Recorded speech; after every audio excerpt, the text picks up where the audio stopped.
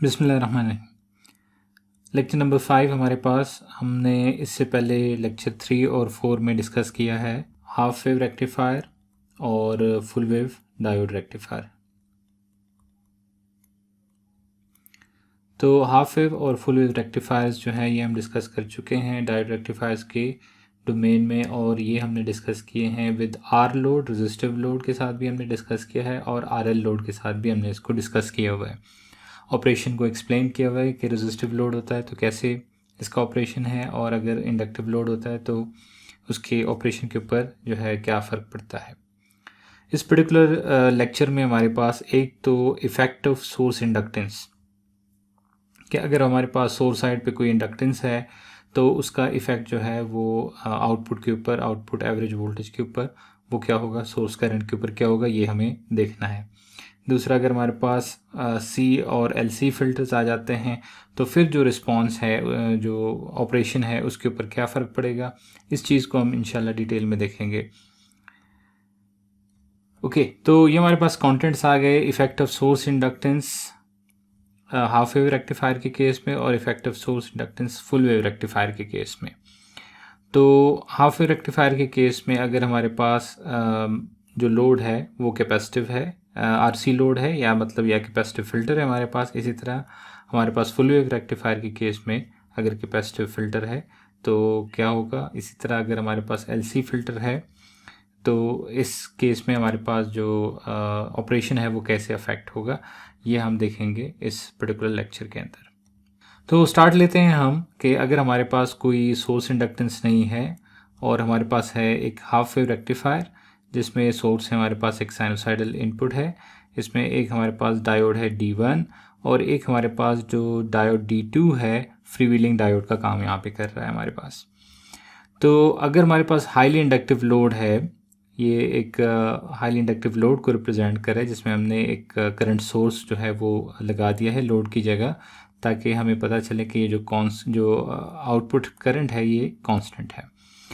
Okay, तो अब हो ये रहा है कि करंट जो है वो कभी D1 में से फ़्लो करेगा, कभी D2 में से फ़्लो करेगा। ये जो इक्वेशन है ये स्टैंड करेगी कि आई नॉट जो है लोड करंट ये हमारे पास ID1 प्लस ID2 के इक्वल है। अगर हम यहाँ पे लगाते हैं KCL, तो KCL लगाते हैं, हम देखते हैं current entering the node ID1 plus ID2 और करंट लीविंग द नोड वो है I0।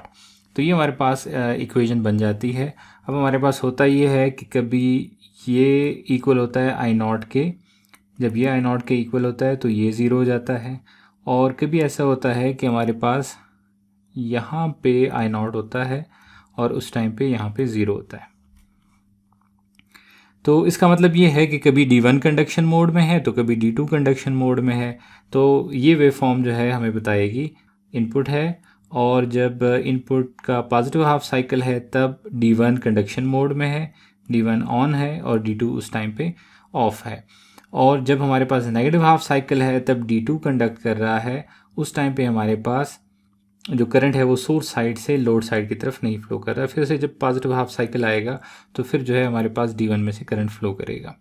तो आउटपुट वेव फॉर्म हमारे पास V0 हमारे पास इक्वल्स टू Vs है जब D1 ऑन है, और V0 इक्वल्स टू हमारे पास ज़ीरो है जब हमारे पास D2 ऑन है, फिर हमारे पास V0 इक्वल्स टू Vs है जब D1 ऑन है। तो यहाँ पे जो डैश लाइन है ये D1 की करंट की वेव फॉर्म को बता रहा है, और फिर जो सॉलिड लाइन है मैं इसको ब्लू में बना देता हूँ। ये जो सॉलिड लाइन हमारे पास है ये D2 के करंट को बता रहा है। तो करंट कभी D1 में से कभी D2 में से फ्लो हो रहा है। ओके, तो ये हमारे पास सिचुएशन है जब हमारे पास कोई भी सोर्स इंडक्टेंस नहीं है। यहाँ पे अगर मैं इसको LC कह देता हूँ तो LC जो है सोर्स इंडक्टेंस हमारे पास ज़ीरो है। अब सिचुएशन डिफरेंट होगी अगर हमारे पास सोर्स साइड पे कोई इंडक्टेंस है, let me call it LC, commutation inductance इसको कह लें या सोर्स इंडक्टेंस इसको कह लें। इससे सिचुएशन कैसे चेंज होगी वो इस तरह से कि क्योंकि यहाँ पे एक सोर्स इंडक्टेंस होने की वजह से करंट अगर D1 से D2 पे ट्रांसफ़र होगा तो अब D1 का करंट जो है ऐसे चलते चलते I0 ये चल रहा था हमारे पास, और इस तरह से एकदम से ज़ीरो की तरफ नहीं ड्रॉप हो सकता। इंडक्टेंस जो है वो चेंज इन करंट को अपोज करता है। तो ये सिचुएशन अब हमारे पास होगी कि करंट जो है आई नॉट पे चल रहा था और आई नॉट से एकदम से वो ज़ीरो पे नहीं आ सकता। अगर ये नहीं हो सकता तो इसका मतलब अगर ये आई डी वन इस तरह नहीं कर सकता तो आई डी टू जो है वो फिर लाजमी बात है वो ऐसे नहीं कर सकता कि वो ज़ीरो से आई नॉट पे एकदम से जंप करे। लेकिन इक्वेशन जो है वो ट्रू है हमारे पास कि आई डी वन जो नोडल एनालिसिस है I D one I D two equals to I not है। ओके, तो अब हमारे पास यहाँ पे होगा क्या कि एक एडिशनल स्टेट हमारे पास इंट्रोड्यूस हो जाएगी और उस एडिशनल स्टेट में क्या होगा कि D1 और D2 जो है ये दोनों कंडक्शन मोड में आ जाएंगे और ये हमारे पास कहलाएगा ये हमारे पास कहलाएगा कम्यूटेशन स्टेट। करंट कम्यूटेशन जो है करंट ट्रांसफ़र हो रहा है।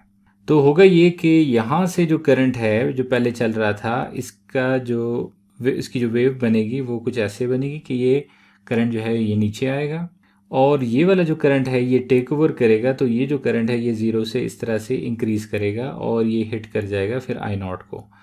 तो ये अगर मैं इसको कह देता हूँ कि ये आई नॉट और ये आई डी वन का प्लॉट है जो रेड में मैं बना रहा हूँ और मैं ब्लू में बना देता हूँ, तो यहाँ से आई डी टू जो है वो रेज करेगा और ये पहुँच जाएगा आई नॉट पे। यह है ज़ीरो लेवल। तो एक जो वेव फॉर्म है आई डी वन की वो स्टार्ट हुई आई नॉट से, जो आउटपुट करंट का लेवल है वहाँ से स्टार्ट हुई ये वैल्यू और ये धीरे धीरे करके हम पहुँच रहे हैं ज़ीरो पे। जबकि जो आई डी टू है वो ज़ीरो से हमने स्टार्ट किया और वो जो है धीरे धीरे बढ़ के आई नॉट तक पहुँच गया। तो जब ये करंट ट्रांसफ़र हो गया आई डी वन से आई डी टू पे तो ये जो कम्यूटेशन स्टेट है, करंट कम्यूटेशन है या करंट ट्रांसफ़र है, ये कंप्लीट हो गया। अब इसके बाद जो है हमारे पास एक डिवाइस ऑन हो जाएगी और वो हमारे पास D2 है। D2 यहाँ से आगे जो ऑन मोड है उसमें चली जाएगी और जो D1 है वो हमारे पास आ जाएगी ऑफ मोड में। तो इस तरह से हमारे पास यहाँ पे ऑपरेशन के ऊपर फ़र्क क्या पड़ रहा है कि हमारे पास ड्यूरिंग करंट ट्रांसफ़र क्या होगा कि बोथ D1 और D2 जो है ये दोनों ही कंडक्शन मोड में आ जाएंगे। तो ये एक नया स्टेट हमारे पास यहाँ पे इंट्रोड्यूस हो गया है। पहले हमारे पास होता था कि या हमारे पास D1 ऑन होता था या हमारे पास D2 ऑन होता था। ये हमारे पास कंडीशन थी जब LC जो सोर्स इंडक्टेंस है वो ज़ीरो होती थी। अब अगर हमारे पास सोर्स इंडक्टेंस मौजूद है तो एक ऐसा स्टेट हमारे पास आया जाएगा जिसमें D1 और D2 बोथ ऑन होंगे। तो ये हमारे पास इफेक्ट ऑफ सोर्स इंडक्टेंस है हाफ वेव रेक्टिफायर के केस में और इसको फर्दर एनालाइज करते हैं। मैथमेटिकली हम देखते हैं कि इससे क्या फ़र्क पड़ता है कि सोर्स करंट कैसे इफेक्ट होता है और फिर सोर्स करंट से हम आउटपुट वोल्टेज के ऊपर जो इफेक्ट है उसको एनालाइज कर लेंगे। लेट हमारे पास जो D2 है वो कंडक्शन मोड में है, ओमेगा एस टी जब ज़ीरो है तो ये हमारे पास ओमेगा एस टी एक्सिस है और ये हमारे पास है ज़ीरो। तो ज़ीरो से पहले हमारे पास जो है वो D2 है कंडक्शन मोड में, तो यहाँ पे है ऑन D2 और इधर से आगे अब हमारे पास जो D1 है वो ऑन होगा, ज़ीरो के बाद ऑन होगा D1। और रीज़न क्या है, क्योंकि इस पॉइंट के ऊपर जो है हमारे पास पॉजिटिव हाफ साइकिल जो इनपुट का है वो आने लगेगा। तो ये Vs जो है सोर्स वोल्टेज का जो पॉजिटिव हाफ साइकिल है वो यहाँ से शुरू होता है ज़ीरो से, तो इस वजह से D1 कंडक्शन मोड में आना शुरू हो जाएगा। अब जब कंडक्शन मोड में आना शुरू हो जाएगा तो हमने ये जो इंटरवल डिक्लेयर किया है जिसे हमने सिग्मा तक एक्सटेंड किया हुआ है, ज़ीरो से सिग्मा तक, तो ये है कम्यूटेशन स्टेट। और इस कम्यूटेशन स्टेट में क्या हो रहा है, करंट ट्रांसफ़र हो रहा है। कम्यूटेशन स्टेट में क्या है, दोनों D1 और D2 दोनों ऑन है और ये उसका इक्विवेलेंट सर्किट यहाँ पे बना हुआ है। तो अगर D1 और D2 दोनों ऑन है तो सबसे पहले जो चीज़ हमें देखनी है वो ये है कि आउटपुट वोल्टेज क्या होगी इस कम्यूटेशन के दौरान। तो अगर हम देखें कि ये दोनों टर्मिनल्स आपस में लिंक हो जाते हैं, कनेक्ट हो जाते हैं, अगर D2 ऑन है तो इसका मतलब V0 हमारे पास सिंपली हो जाता है इक्वल टू ज़ीरो। तो V0 हमारे पास इक्वल टू ज़ीरो हो जाता है ड्यूरिंग कम्यूटेशन स्टेट। और अगर हम KVL अप्लाई कर देते हैं इस लूप के ऊपर तो हमारे पास ये है voltage across the commutation inductance या सोर्स इंडक्टेंस, और हमारे पास इस लूप के अंदर और कोई भी कंपोनेंट जो है वो मौजूद नहीं है। तो राइज हमारे पास आ रहा है सोर्स साइड पे और ड्रॉप हमारे पास आ रहा है इस इंडक्टेंस के क्रॉस। तो हम लिख सकते हैं कि इंडक्टेंस के अक्रॉस जो वोल्टेज है वो इक्वल है सोर्स वोल्टेज के। इस पूरी लूप के अंदर ही कंपोनेंट है, यहाँ पे ये सोर्स है और एक ही इंडक्टेंस है जो है हमारे पास है, तो ये सोर्स वोल्टेज जो है वो सिंपली अप्लाई हो रही है इस इंडक्टेंस को। बाकी जो D1 और D2 है वो क्लोज स्विच है, हम एज्यूम कर रहे हैं कि ये आइडियल स्विचेस हैं और आइडियल स्विचेस होने की वजह से ये एक शॉर्ट सर्किट। तो अब हमारे पास जो सोर्स वोल्टेज है वो अक्रॉस दी कम्यूटेशन इंडक्टेंस है। इक्वेशन बन रही है हमारे पास, इसको हम थोड़ा सा सिंप्लीफाई कर लेते हैं, LC को इस साइड पे ले आते हैं तो हमारे पास आ जाएगा V हैट ओवर LC और ओमेगा S को जो है वो डिवाइड कर देते हैं, दोनों साइड को ओमेगा S से डिवाइड कर देते हैं। अब इंटीग्रेट करना हमारे लिए रिलेटिवली आसान हो जाएगा, तो इसमें से हम फाइंड कर लेते हैं IS को, इंटीग्रेट कर लेते हैं, तो ये जो कांस्टेंट है V hat over omega S LC ये हम बार लिख सकते हैं। तो हमारे पास अगर लोअर लिमिट पहले सब्स्टिट्यूट करते हैं, लोअर लिमिट पहले सब्स्टिट्यूट करते हैं क्योंकि साइन का जो इंटीग्रल है वो नेगेटिव कॉज है, तो हम जो लोअर लिमिट है उसको पहले सब्स्टिट्यूट कर देंगे, तो cos of 0 is 1 minus cos of omega ST।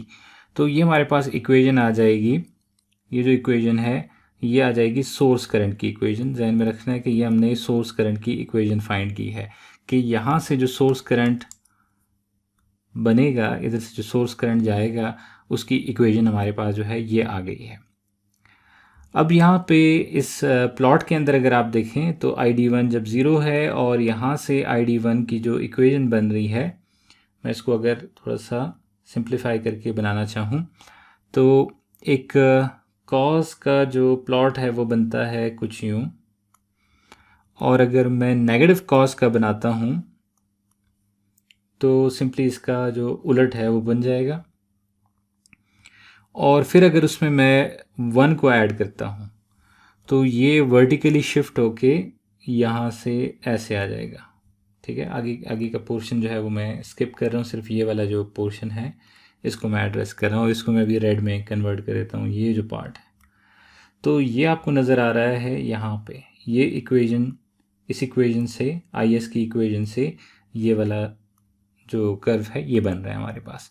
तो ID1 एक्चुअली क्या है, IS है इस टाइम पे, क्योंकि डायोड D1 से जो करंट फ्लो कर रहा है वो थ्रू सोर्स कर रहा है, तो ये हमारे पास current source current essentially diode 1 का करंट है। तो डायोड 1 में से करंट जो है वो इंक्रीज़ कर रहा है और डायोड 2 में से जो करंट है वो डिक्रीज़ कर रहा है। वो किस तरह से डिक्रीज़ कर रहा है हमें इस इक्वेशन से देख सकते हैं कि ID2 जो है वो सिंपली इक्वल है, ID2 इक्वल है I0 माइनस ID1 के। तो इसका मतलब ये हुआ कि अगर ये ID1 इंक्रीज़ कर रहा है तो ID2 जो है वो इस पॉइंट से वो डिक्रीज़ कर रहा है, और ये जो इक्वेशन है आप यहाँ पे सब्स्टिट्यूट कर सकते हैं, मतलब ये इक्वेशन आप यहाँ पे सब्स्टिट्यूट कर सकते हैं अगर एक्सप्लिसिटली इसकी ID2 की इक्वेशन जो है वो फाइंड करनी है। इसमें मज़ीद ये इन्फॉर्मेशन है कि ज़ीरो से लेके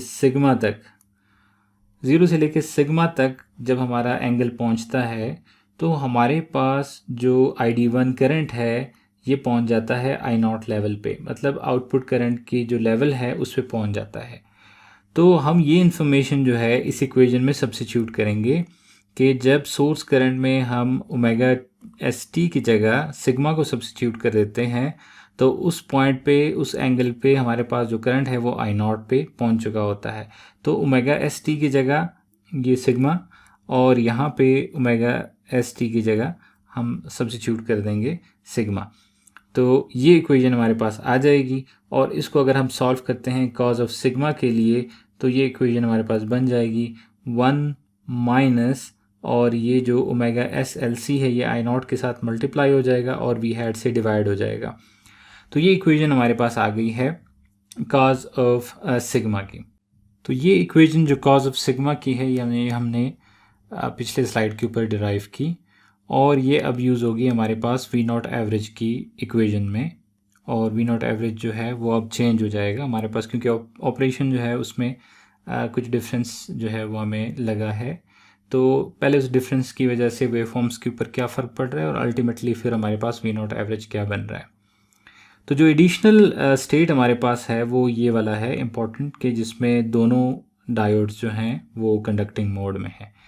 तो दो स्टेट हैं कि एक हमारे पास D1 ऑन होता है और D2 ऑफ होता है, एक ये है, और दूसरा है जिसमें D2 ऑन होता है और D1 ऑफ होता है, ये कम्प्लीमेंट्री। और एक तीसरा स्टेट है जिसमें दोनों ऑन है।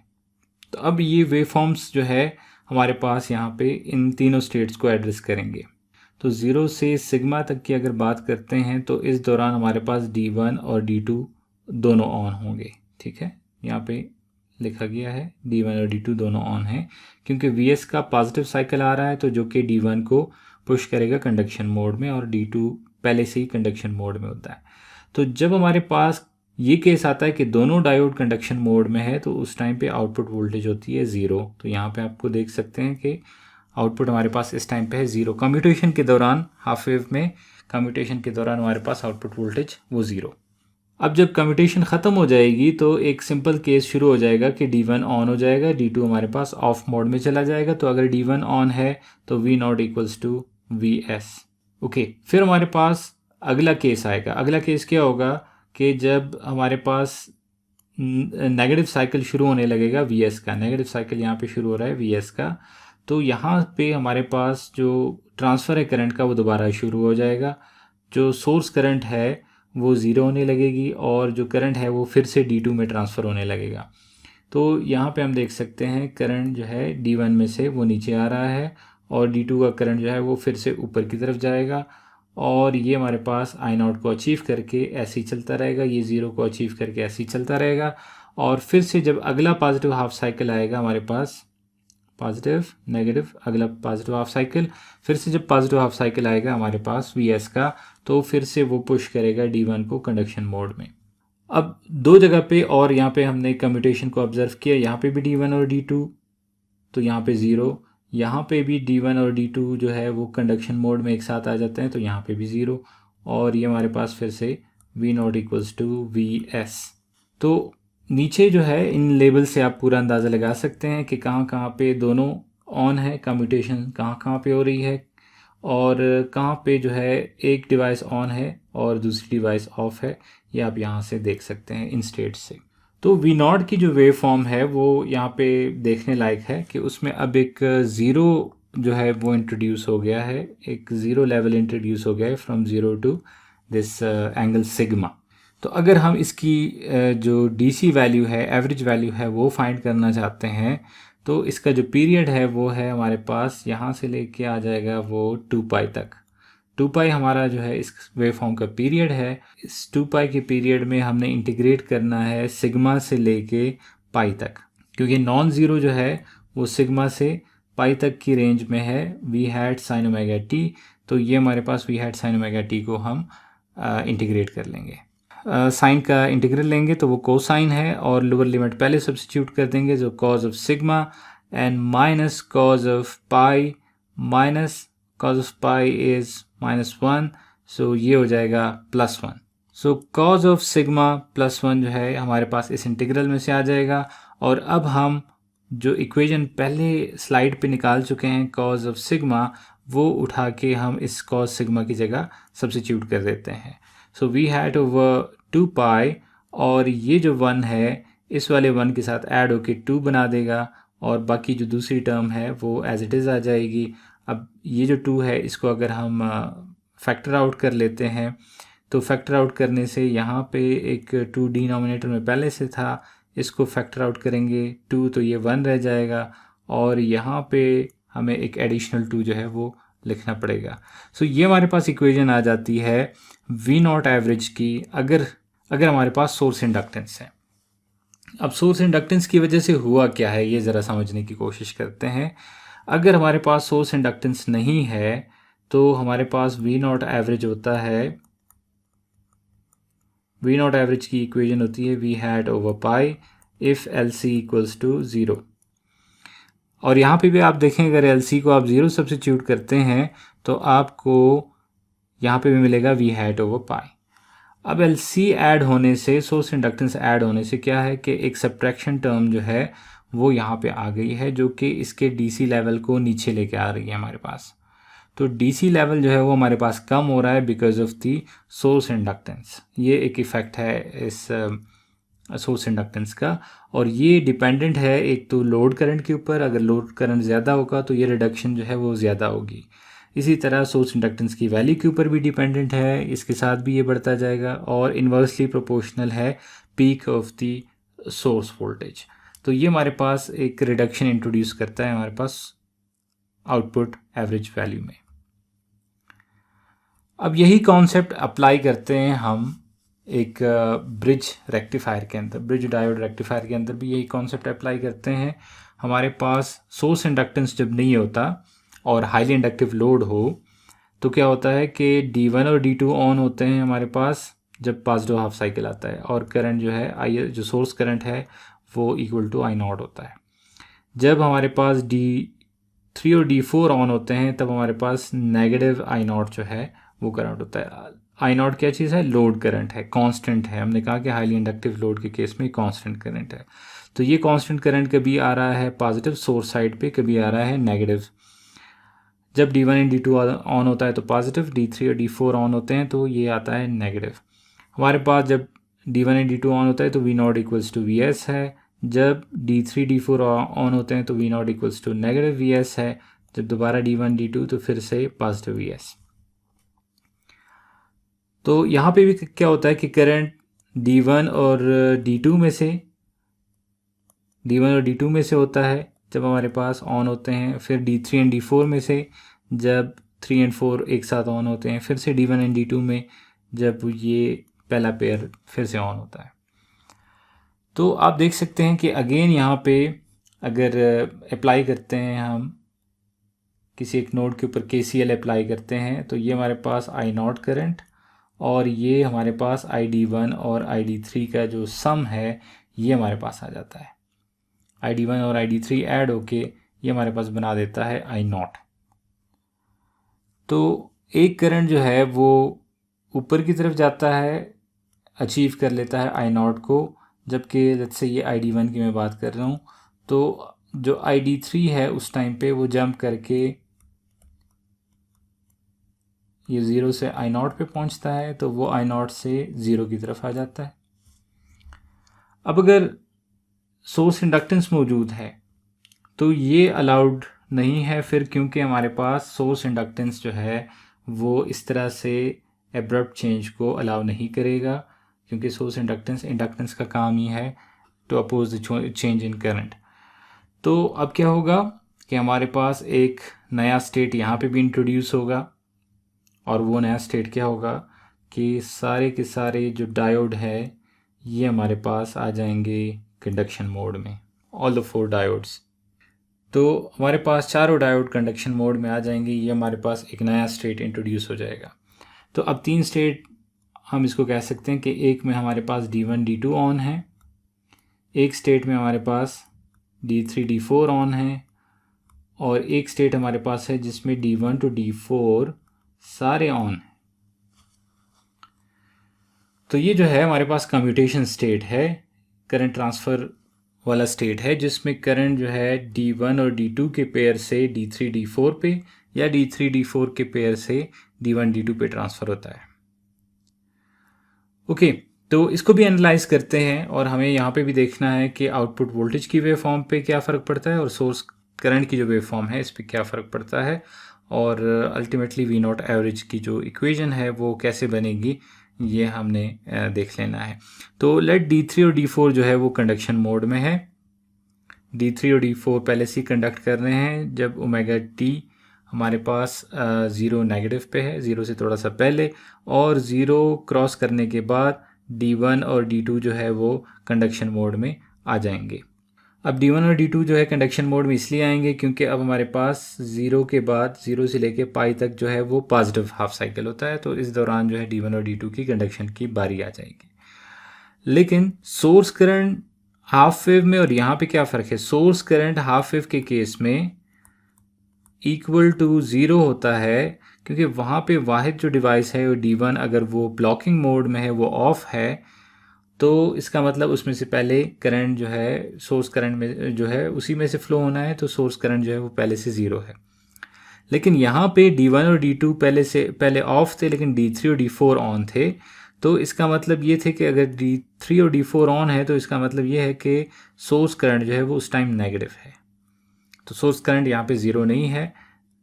यहाँ पे हाफ वेव रेक्टिफायर के केस में सोर्स करंट इनिशियली क्या होता है, ज़ीरो होता है। दोनों में ये फ़र्क है।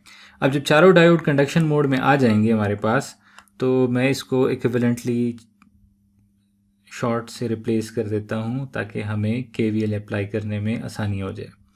तो एक लूप मैं यहाँ पे आइडेंटिफाई कर लेता हूँ जिसके ऊपर हम KVL अप्लाई कर सके। तो ये यहाँ से लूप चला, D1 को D3 को काउंट किया और ये एक लूप कंप्लीट हो गया।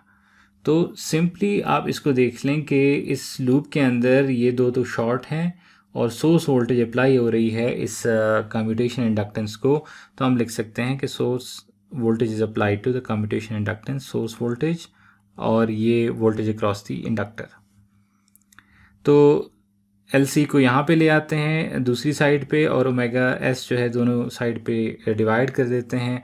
अब अगर इंटीग्रेट करेंगे हम तो हमारे पास इक्वेशन आ जाएगी कुछ इस तरह से, लेकिन इनिशियल कंडीशन जो है वो अब हमारे पास नेगेटिव Y0 है, जिस तरह पहले बताया गया, ज़ीरो नहीं है।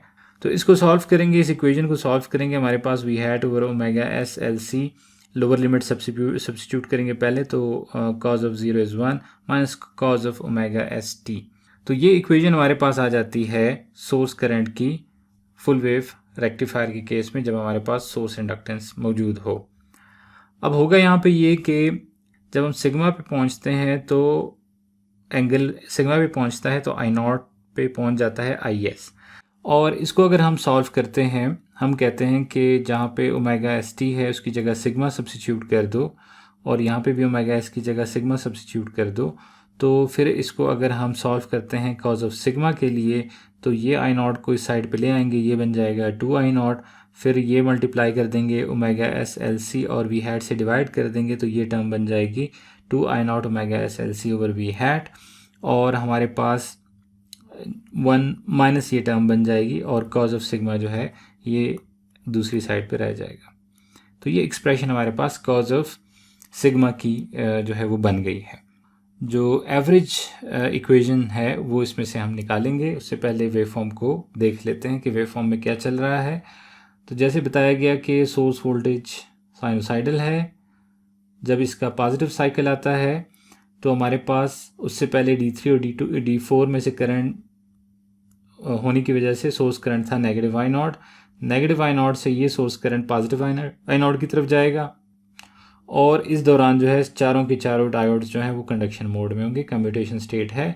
यहाँ पे सिग्मा के ऊपर क्या हो जाएगा कि ट्रांसफ़र कंप्लीट हो जाएगा, D1 और D2 ऑन मोड में आ जाएंगे, D3 और D4 जो है वो ऑफ मोड में हमारे पास चले जाएंगे और हमारे पास इसके बाद करंट जो है वो I0 लेवल पे रहेगा। पाई के ऊपर हमारे पास नेगेटिव हाफ साइकिल शुरू हो जाएगा और यहाँ से जो करंट है वो पॉजिटिव IS से पॉजिटिव I0 से नेगेटिव I0 की तरफ जाएगा और यहाँ पे फिर से चारों के चारों डायोड जो है वो कंडक्शन मोड में आ जाएंगे। जो पाई प्लस सिग्मा है, यहाँ पे ट्रांसफ़र जो है करंट का कंप्लीट हो जाएगा D1 D2 से D3 D4 पे और इसके बाद हमारे पास जो है वो नेगेटिव I0 रहेगा, फिर से करंट ट्रांसफ़र होगा, फिर ये प्रोसेस चलता रहेगा। अब हमारे पास V0 इक्वल्स टू VS होता है जब D1 D2 ऑन होते हैं, V0 equals to negative VS होता है जब हमारे पास D3 D4 ऑन होते हैं। इसी तरह V0 इक्वल्स टू फिर से VS। लेकिन कम्यूटेशन के दौरान क्या होगा, तो एक क्विक लुक इसका भी देख लेते हैं कि अगर हम कहते हैं कि चारों के चारों डिवाइसेस जो है वो कंडक्शन मोड में है, तो इसका मतलब ये एंड और ये एंड हमने आपस में कनेक्ट कर दिया है और V0 जो है उस टाइम पे ज़ीरो हो गया है। तो इसको हम प्लॉट करेंगे एज ज़ीरो जब कम्यूटेशन चल रही हो और जब D1 D2 ऑन होगा तो पॉजिटिव, जब कम्यूटेशन होगा तो ज़ीरो, फिर जब D3 D4 ऑन है तो V0 equals to negative VS, again commutation तो ज़ीरो, फिर V0 इक्वल्स टू VS। नीचे यहाँ पे करंट ट्रांसफ़र को देख लेते हैं हम। करंट जो है वो ज़ीरो से राइज करके I0 तक जाएगा हमारे पास D1 D2 में से जब पॉजिटिव हाफ साइकिल शुरू हो रहा है, फिर ये I0 के ऊपर ही रहेगा। जब नेगेटिव हाफ साइकिल शुरू होने लगेगा तो ये D1 D2 से ट्रांसफ़र हो जाएगा D3 D4 पे और 2 पाई के ऊपर फिर से जो है ये हमारे पास ट्रांसफ़र हो जाएगा। तो जो डायोड जो है वो कंडक्शन मोड में है तो उस डायोड के अक्रॉस जो वोल्टेज है वो ज़ीरो रहेगी अगर वो कंडक्शन मोड में है। जब वो ऑफ मोड में चला जाता है फिर उसके अक्रॉस जो वोल्टेज है वो नॉन ज़ीरो हो जाएगी। तो कम्यूटेशन स्टेट में क्योंकि हम कह रहे हैं कि वो कंडक्शन मोड में है तो यहाँ पे भी उसके अक्रॉस जो है वोल्टेज वो ज़ीरो रहेगी। वोल्टेज की इक्वेशन की तरफ आते हैं। हमने जो इक्वेशन में देखना है सबसे पहले कि पीरियड क्या है, तो पीरियड स्टिल हमारे पास जो है इसका पाई है। एक फुल वेव का पहले भी पाई था, अभी भी पाई रेडियन है, तो पाई से डिवाइड करेंगे। नॉन ज़ीरो है ये सिग्मा से लेके पाई तक, तो हम सिग्मा से पाई तक इसको इंटीग्रेट कर देंगे। लोअर लिमिट पहले सब्स्टिट्यूट कर देंगे, cos of sigma minus cos of pi, तो वो -1 आ गया तो +1।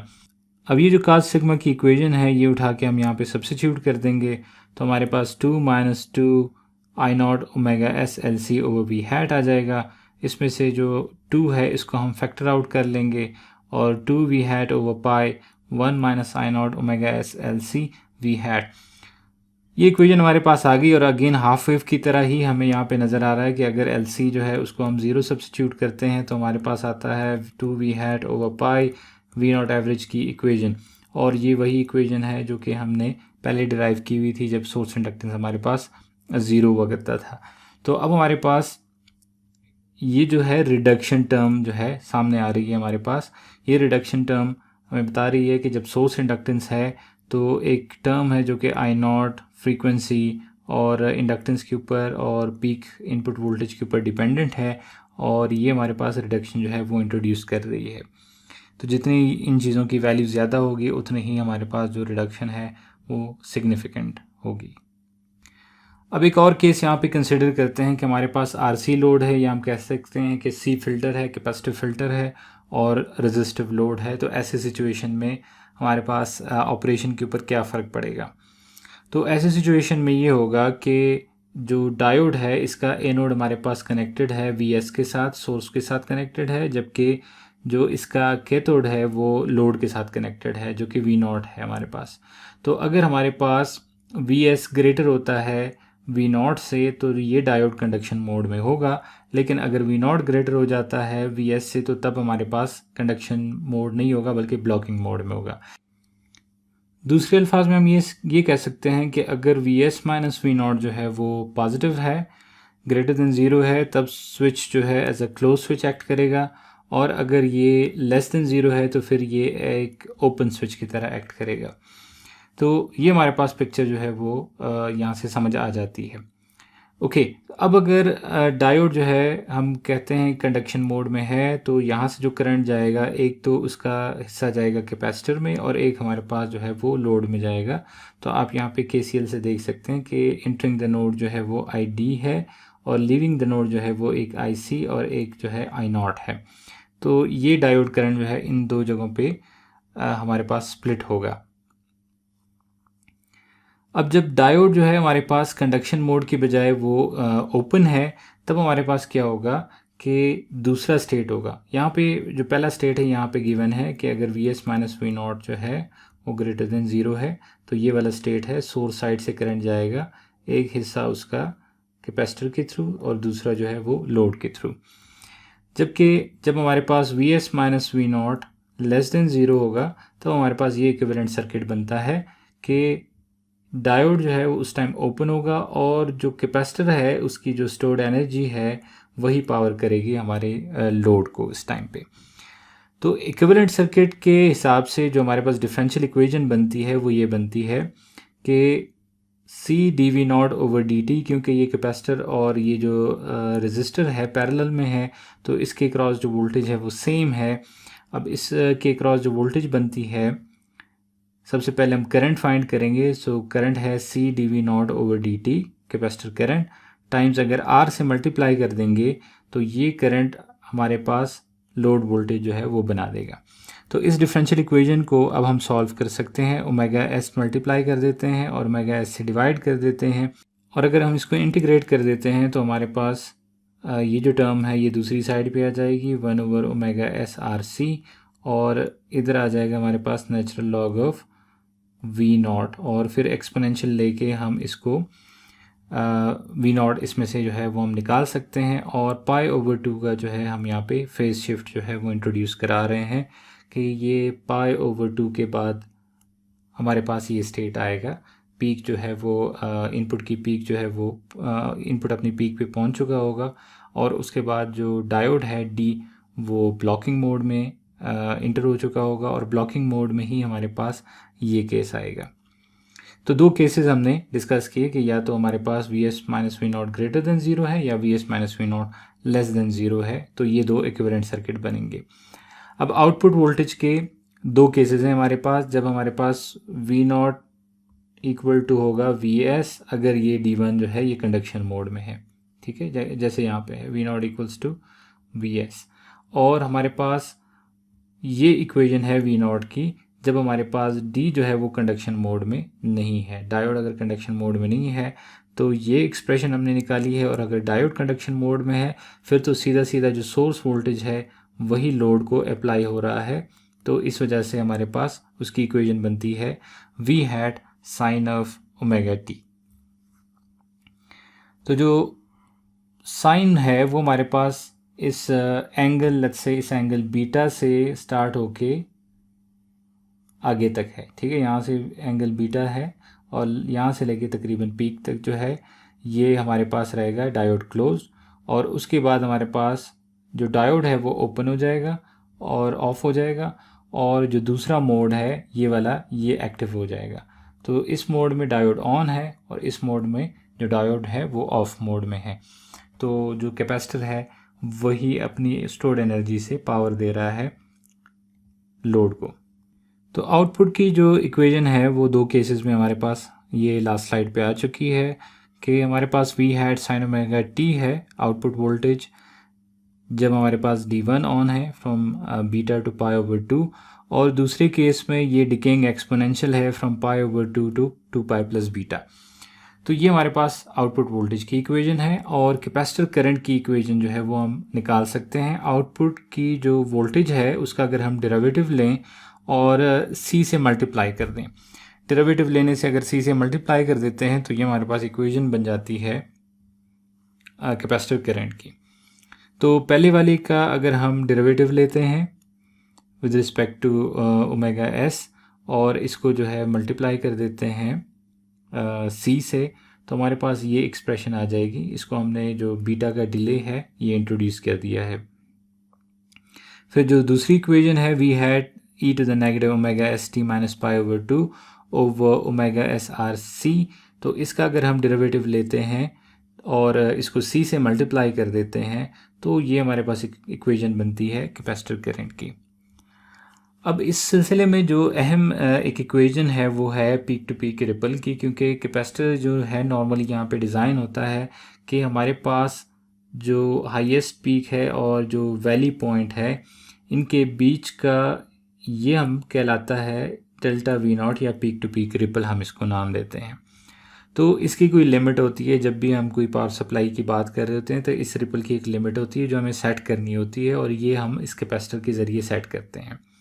अगर इस कैपेसिटर की वैल्यू को हम बढ़ाते जाते हैं तो होता ये है कि ये इस तरह से इसको ज़्यादा टाइम चाहिए होता है इस कैपेसिटर को अपनी एनर्जी को सारी की सारी रिलीज़ करने का, और ये एक ज़्यादा एक्सटेंडेड एंगल तक जो है कंडक्शन जो है वो जारी रखता है, और उधर के बाद जो है फिर हमारे पास जो डायोड है वो कंडक्शन मोड में आ जाएगा। थोड़े से टाइम के लिए ही डायोड जो है वो कंडक्शन मोड में आएगा जैसे जैसे C की वैल्यू बढ़ती जाएगी।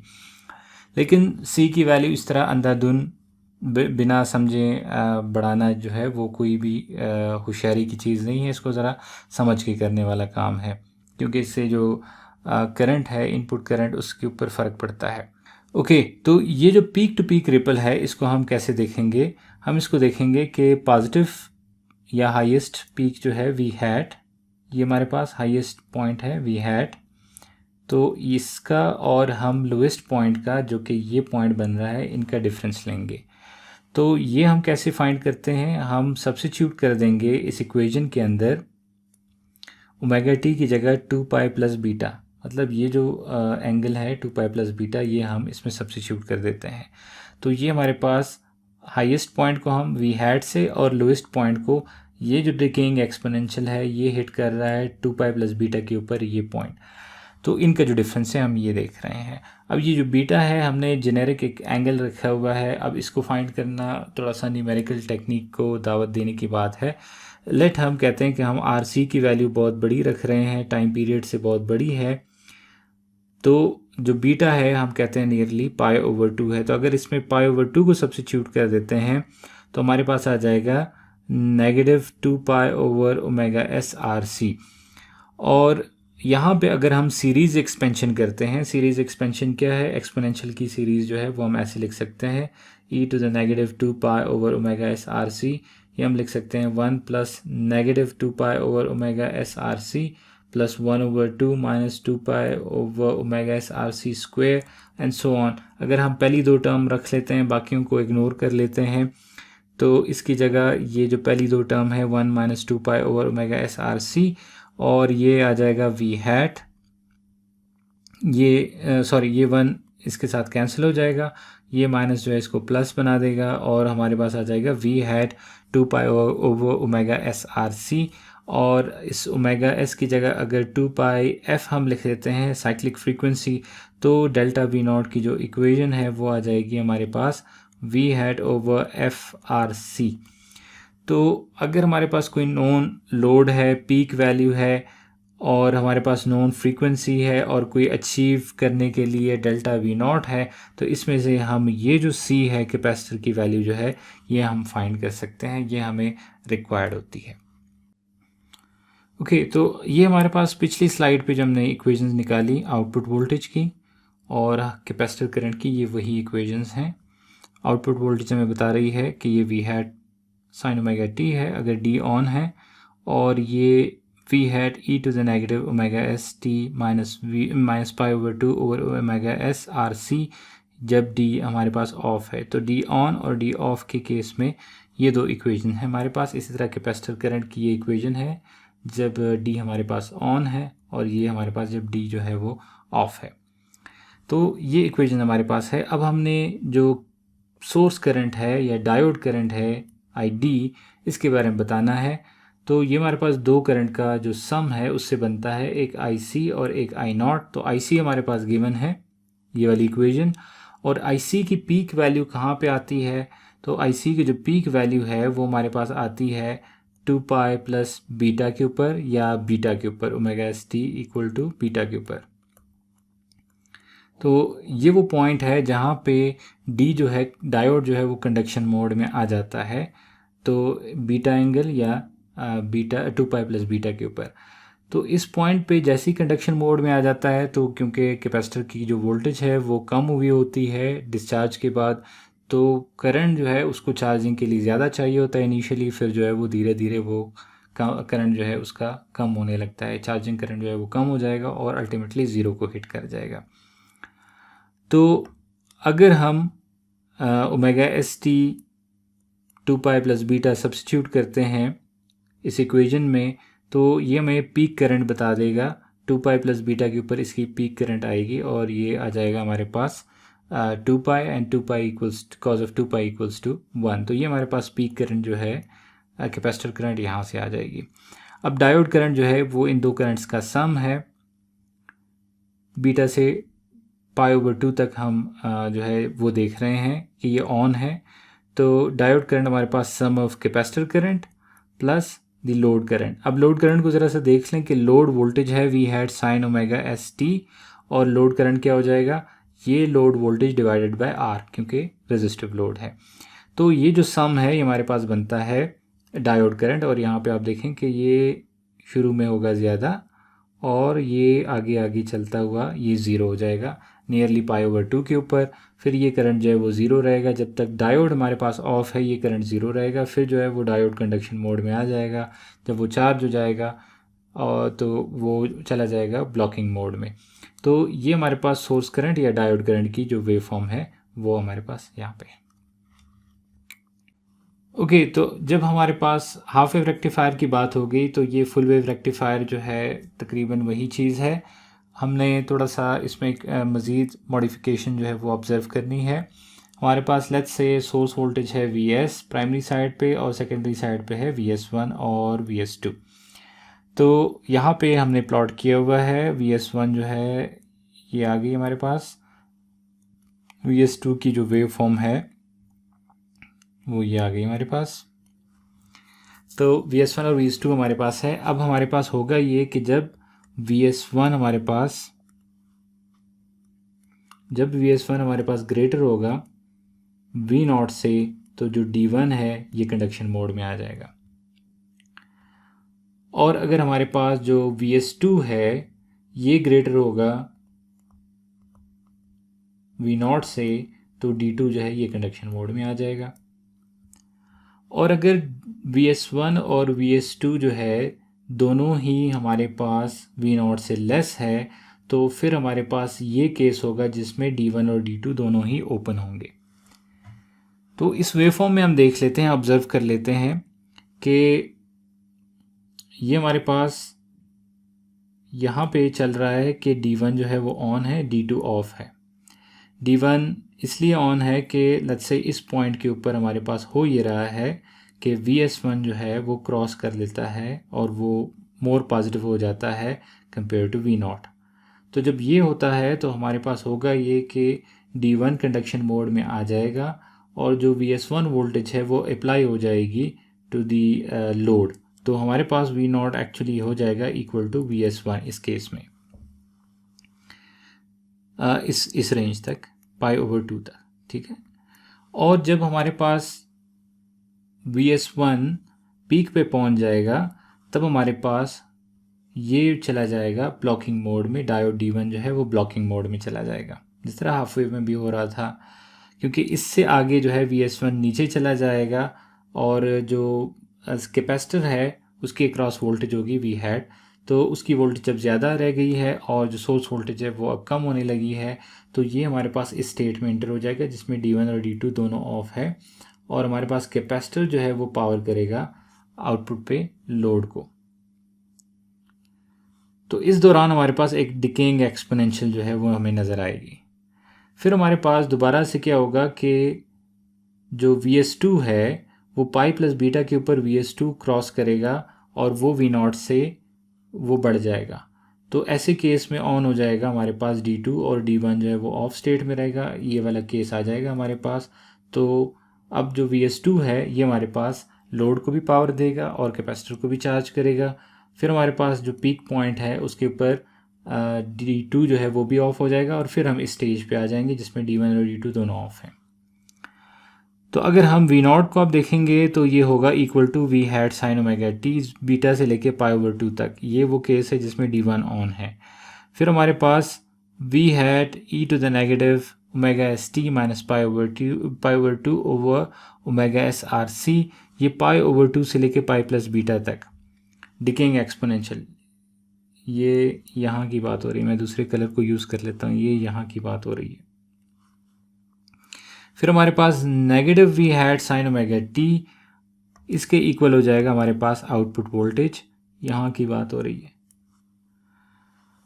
तो ये हमारे पास इस तरह से सिचुएशन चल रही है। अब अगर कैपेसिटर करंट को देखेंगे तो जिस तरह हाफ वेव के केस में भी था, कोसाइन का फंक्शन, फिर जो है ना हमारे पास डिकेइंग एक्सपोनेंशियल, फिर अभी कोसाइन का जो है वो इन्वर्टेड वर्जन। तो ये हमारे पास इक्वेशन आ जाएंगी कैपेसिटर करंट की। अब बात करते हैं पीक टू पीक रिपल की। तो पीक टू पीक रिपल कैसे फाइंड होगी, जिस तरह हमने वहाँ पे किया था कि V hat minus V hat e to the negative pi plus beta minus π/2 over omega S R C. ये जो इक्वेशन है इसमें ओमेगा एस की जगह पाई प्लस बीटा सब्स्टिट्यूट करना है, जो वैली पॉइंट बन रहा है। मतलब हमने V हैट और इस पॉइंट के बीच का जो डिफरेंस है वो देखना है। तो अब हमारे पास वही एजम्पशन लेंगे कि आर सी जो है जो टाइम कांस्टेंट है वो पीरियड से काफ़ी ज़्यादा है, तो इसकी वजह से जो बीटा है वो हमारे पास π/2 के इक्वल हो जाता है, माइनस π/2 और यहाँ पे आ जाएगा प्लस π/2, तो वो एक दूसरे के साथ कैंसिल हो जाएंगे, हमारे पास आ जाएगा पाई। सो अब इसके ऊपर हम वो इक्वेशन जो है सीरीज़ की वो यूज़ कर लेते हैं और हायर ऑर्डर टर्म्स को हम निगलेक्ट कर लेते हैं। तो हमारे पास आ जाएगा ये 1 के साथ कैंसिल हो जाएगा, V hat pi over omega S R C, omega S की जगह हम सब्स्टिट्यूट कर देते हैं 2 पाई एफ और फिर पाई कैंसिल हो जाएगा उसके पाई के साथ और हमारे पास ये इक्वेशन रह जाएगी वी हैड 2FRC। इसको अगर कंपेयर कर दिया जाए हाफ वेव वाले के साथ तो वहाँ पे इक्वेशन है FRC, वी हैड और FRC, जबकि यहाँ पे है 2FRC। और उसकी वजह यह है कि इसकी जो फंडामेंटल फ्रीक्वेंसी है वो 2 टाइम्स दी इनपुट फ्रीक्वेंसी है, आउटपुट की जो फ्रीक्वेंसी है। इस वजह से इसको ज़्यादा एज हासिल है। मतलब अगर आपको C की कोई वैल्यू रखनी है किसी particular peak to peak ripple को अचीव करने के लिए, तो यहाँ पे ऑलमोस्ट आपको डबल चाहिए होगी वो वैल्यू, और यहाँ पे आपको चाहिए होगी कैपेसिटर की वैल्यू हाफ। तो एक काफ़ी डिफरेंस बनेगा कैपेसिटर साइज़ में। ओके, अब एक और केस को कंसिडर करते हैं कि अगर हमारे पास फुल वेव रेक्टिफायर है और उस फुल वेव रेक्टिफायर के आगे हमारे पास एक LC फ़िल्टर लगा हुआ है, एक LC फ़िल्टर लगा हुआ है और आगे जो है ना लेट्स से रेजिस्टिव लोड है। तो ऐसे सिचुएशन में हमारे पास क्या होगा, ऑपरेशन के ऊपर क्या फ़र्क पड़ेगा। तो यहाँ पे एक चीज़ को समझ लेते हैं कि अगर हमारे पास इंडक्टर करंट जो है वो कंटिन्यूस होता है, इंडक्टर करंट अगर ऑलवेज ग्रेटर होगा 0 से, तो इसको हम कहेंगे CCM, continuous conduction mode.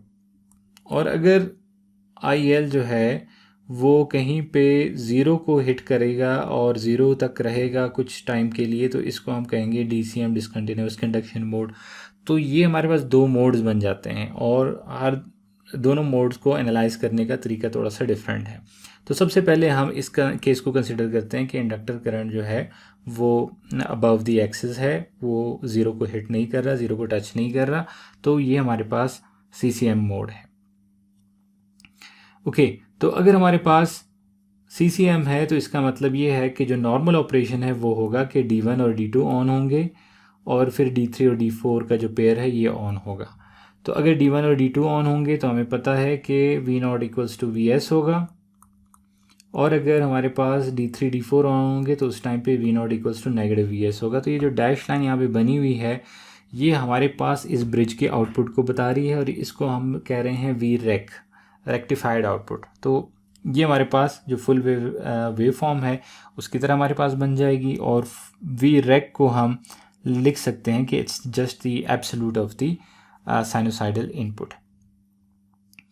Okay, तो अगर हम इस को यूँ लिखें कि लेट्स से ये जो है VREC हमारे पास एक सोर्स है और इसके आगे एक इंडक्टर लगा हुआ है और एक कैपेसिटर है और उसके बाद एक रेजिस्टर है। इसका इक्विवेलेंट सर्किट अगर हम यूँ बनाते हैं, इसके ऊपर अगर हम KVL अप्लाई करें, इसके ऊपर अगर हम KVL अप्लाई करते हैं तो हमें मिलेगा VREC equals to voltage across inductor plus the load voltage. तो ये हमारे पास KVL जो है वो कुछ इस तरह से बन जाएगा। और अगर ये स्टेडी स्टेट में ऑपरेट कर रहा है और हम इसको एवरेज कर लेते हैं इस इक्वेशन को, तो एवरेज इंडक्टर वोल्टेज हमारे पास होता है equal to 0 in steady state, और एवरेज वोल्टेज हमारे पास बन जाएगा रेक्टिफाइड की एवरेज वोल्टेज वो है 2V हैट ओवर पाई। तो आउटपुट एवरेज वोल्टेज इस वेवफॉर्म की एवरेज वोल्टेज VREC की एवरेज वोल्टेज से हमारे पास आ जाएगा। तो VREC की एवरेज वोल्टेज बनती है 2V हैट ओवर पाई। तो यही हमारे पास आउटपुट की एवरेज वैल्यू जो है वो सेट हो जाएगी। अगर KCL अप्लाई करते हैं तो हमारे पास जो इंडक्टर करंट है IL ये इक्वल है IC और I0 के सम के, ये हमारे पास KCL यहाँ से आ जाएगा। इसके ऊपर अगर हम एवरेजिंग अप्लाई करते हैं तो एवरेज कैपेसिटर करंट 0 होता है स्टेडी स्टेट में, तो जो एवरेज इंडक्टर करंट है वो इक्वल होगा एवरेज लोड करंट के, और एवरेज लोड वोल्टेज हमें पता है V0 एवरेज है ओवर R और उसकी वैल्यू सब्स्टिट्यूट करके, तो ये हमारे पास एवरेज लोड करंट की वैल्यू यहाँ पे डैश लाइन से रिप्रेजेंटेड है। तो 2 टर्म्स हैं हमारे पास, एक हमारे पास एक DC टर्म है और एक हमारे पास जो है उसके ऊपर AC जो है वो राइड कर रहा है हमारे पास I0 जो है लोड करंट।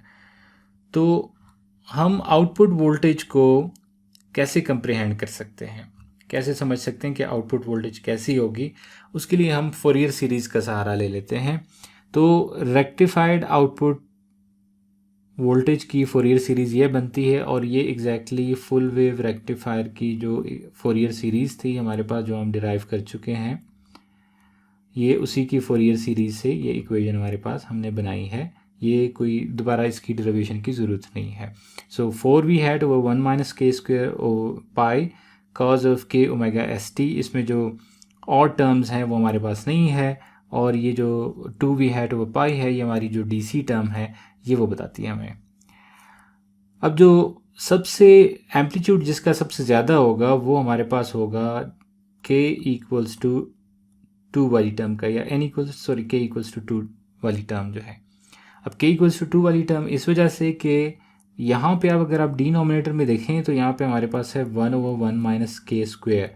तो अगर k की वैल्यू बढ़ती है तो हायर ऑर्डर हार्मोनिक्स का जो एम्पलीट्यूड है वो कम होता जाएगा। मिसाल के तौर पे अगर हम k की वैल्यू रखते हैं 2 तो हमारे पास आ जाएगा 1/3। नेगेटिव को थोड़ा सा साइड पे रखें, तो अगर इसमें 3 सब्सिट्यूट करते हैं तो 3 3 9 1/8।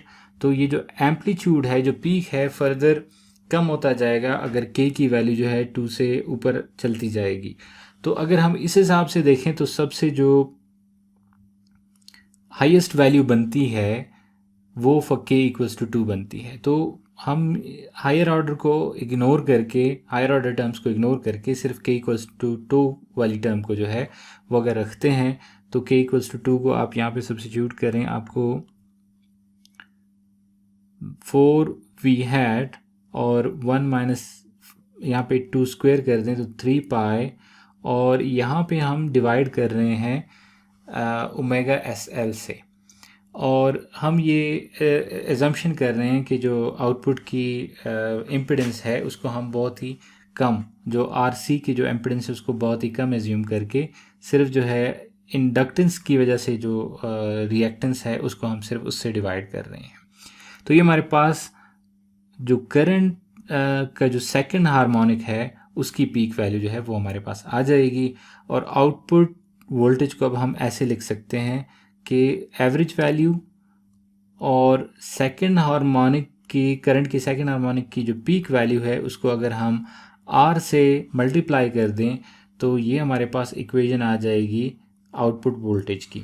तो यहाँ पे जिस तरह मैंने पिछले स्लाइड में बताया कि डीसी कंपोनेंट, एक तो हमारे पास डीसी कंपोनेंट है और डीसी कंपोनेंट के साथ फिर हमारे पास जो है उस पर एक एसी टर्म जो है, एक साइनोसाइडल टर्म जो है वो राइट कर रही है, जो कि उसकी फ्रीक्वेंसी 2 ओमेगा एस टी है।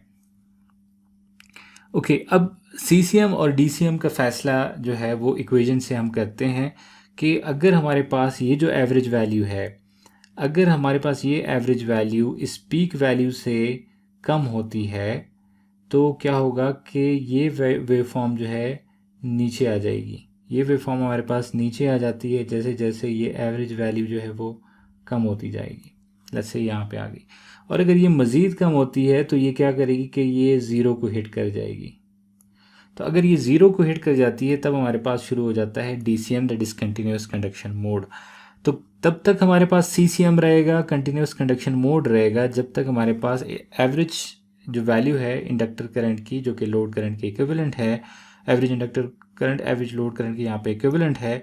तो जब तक ये जो सेकंड हार्मोनिक है करंट का, इसकी पीक वैल्यू से ये एवरेज वैल्यू बड़ी है, तब तक हमारे पास ये CCM चलता रहेगा, और उसके बाद जो है DCM शुरू हो जाएगा अगर इसकी वायलेशन होती है, अगर वो एवरेज वैल्यू जो है वो लेस हो जाती है।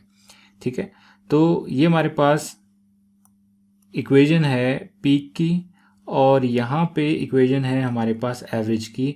तो अगर हम इसको कंपेयर करते हैं, हम लिखते हैं 4v हैट ओवर 2 पाई ओमेगा एस, यहाँ पे है 3 एंड 2 ओमेगा एस एल, और दूसरी साइड पे है हमारे पास 2v hat over pi R. तो इसमें अब अगर आप लाइक टर्म्स को या लाइक वेरिएबल्स को देखेंगे और उसको कैंसिल आउट करेंगे तो पाई भी कैंसिल हो सकता है, ये पाई भी कैंसिल हो जाएगा। हमारे पास इक्वेशन जो बनेगी 2 1 2 2 2 4, हमारे पास इक्वेशन आ जाएगी। ये आर को इस साइड पे ले आते हैं और ये जो 3, इसका जो 2 बचा है वो इधर आ जाएगा। तो हमारे पास 3 ओमेगा एस एल के ये इक्वेशन बचती है जो कि यहाँ पे लिखी गई है। तो अगर हमारे पास ये इक्वेशन होल्ड करती है 3 times omega S times L जो है, अगर ये रेजिस्टेंस जो लोड रेजिस्टेंस है उससे अगर ये वैल्यू ग्रेटर होती है तो इसका मतलब है कि CCM कंडीशन होगी, अदरवाइज जो है ये DCM कंडीशन होगी, डिसकंटिन्यूस कंडक्शन मोड होगा। अच्छा, यहाँ पे हम DCM मोड को भी डिस्कस कर लेते हैं कि जिसमें इंडक्टर करंट जो है वो ज़ीरो होगी एवरी साइकिल, कुछ टाइम के लिए वो इंडक्टर करंट जो है वो ज़ीरो हो जाएगी। तो यहाँ पे इंडक्टर करंट को हम रिप्रेजेंट कर रहे हैं, तो इंडक्टर करंट यहाँ पे हमारे पास हो रही है कुछ टाइम के लिए ज़ीरो, हर एक साइकिल में कुछ टाइम के लिए वो ज़ीरो आ जाती है। जब इंडक्टर करंट हमारे पास ज़ीरो होती है तो उस टाइम पे हमारे पास इंडक्टर वोल्टेज जो है वो भी ज़ीरो हो जाती है। तो when IL inductor current is zero, उस टाइम पे VL भी ज़ीरो हो जाएगा, और जब VL ज़ीरो हो जाएगा और यहाँ पे हम एक KVL अप्लाई करेंगे इस लूप के ऊपर, तो हमारे पास होगा क्या कि V नॉट जो है इस V रेक के इक्वल हो जाएगा। अब ये ध्यान में रहे कि जब IL ज़ीरो होता है तो इसका मतलब ये सारे डायोड जो है ये ऑफ मोड में हो जाएंगे। तो ये ऑफ मोड में हो जाएंगे तो हम एक लूप अप्लाई करेंगे और उसमें VL पहले से अगर ज़ीरो है तो सिंपली V रेक जो है वो V नॉट के इक्वल हो जाएगा। तो यहाँ पे अगर V नॉट को हम कांस्टेंट एज्यूम कर लेते हैं फॉर इंस्टेंस, और इंडक्टर करंट ज़ीरो है, तो हमारे पास क्या होगा, ये लेवल आ जाएगा V नॉट, जो V रेक है वो V नॉट के इक्वल हो जाएगा। और जब इंडक्टर करंट फ्लो करने लगेगा हमारे पास, तब हमारे पास यहाँ पे D1 और D2 कंडक्शन मोड में आ जाएंगे। D1 और D2 कंडक्शन मोड में आ जाएंगे हमारे पास, ये क्लोज स्विच की तरह काम करेंगे, और ये जो V रेक है ये इक्वल्स टू VS हो जाएंगे। अच्छा जी, बीटा से लेके हमारे पास आगे पाई प्लस डेल्टा तक ये हमारे पास अब फिर से इंडक्टर करंट ज़ीरो है। इंडक्टर करंट ज़ीरो होने का मतलब है कि अब फिर से चारों डायोड जो है वो ऑफ मोड में है। चारों डायोड ऑफ मोड में, इंडक्टर करंट और इंडक्टर वोल्टेज जो है वो ज़ीरो है, और V रेक जो है वो फिर से हमारे पास इक्वल है V नॉट के। फिर हमारे पास D3 और D4 जो है वो कंडक्शन मोड में आ जाएंगे, और फिर हमारे पास V rec equal to negative VS जो है वो आ जाएगा। तो ये हमारे पास सिचुएशन इस तरह से बनेगी। अब इंडक्टर करंट पॉजिटिव कब होगा, जब VS जो है पहुंचेगा V नॉट के लेवल पे। तो ये जो एंगल है डेल्टा जिसे हम कह रहे हैं, इस एंगल डेल्टा के ऊपर एक्चुअली क्या हो रहा है कि इस पे VS जो है वो इस V नॉट के लेवल से बढ़ रहा है, तो तब हमारे पास जो है करंट को इस्टेब्लिश कर रहा है। तो ये जो एंगल है कैसे फाइंड कर सकते हैं हम, कि ये वो एंगल है जहाँ पे V hat sine of delta जो है वो इक्वल हो जाता है V नॉट के, और अगर इस डेल्टा के लिए सॉल्व करें तो V not over V hat sine inverse. Okay, अब इंडक्टर वोल्टेज जो है अगर कंडक्शन चल रही है, यहाँ पे जब कंडक्शन चल रही है तो उस टाइम पे इंडक्टर वोल्टेज जो है वो हम लिख सकते हैं कि इक्वल है सोर्स वोल्टेज माइनस दी लोड वोल्टेज। तो इस इंटीग्रेशन को अगर एक्सप्लिसिटली परफॉर्म करते हैं हम यहाँ पे, तो जो L है दूसरी साइड पे मल्टीप्लाई कर देंगे, ये हमारे पास आ जाएगा 1/L, और V hat sine omega t को इंटीग्रेट करते हैं तो ये बन जाएगा हमारे पास, इंटीग्रेशन की लिमिट हमारे पास होगी from delta two omega S T. तो लोअर लिमिट पहले मैं सब्स्टिट्यूट कर दूंगा, हमारे पास V hat cause of delta minus cos of omega S T, और फिर ये जो ओमेगा एस टी है, जब अगर हम ओमेगा एस टी के रिस्पेक्ट से देख रहे हैं, मतलब टी के रिस्पेक्ट से हम इंटीग्रेट कर रहे हैं, तो ओमेगा एस टी को हम डेरिवेटिव लेंगे विद रिस्पेक्ट टू टी, और हमारे पास ओमेगा एस आ जाएगा।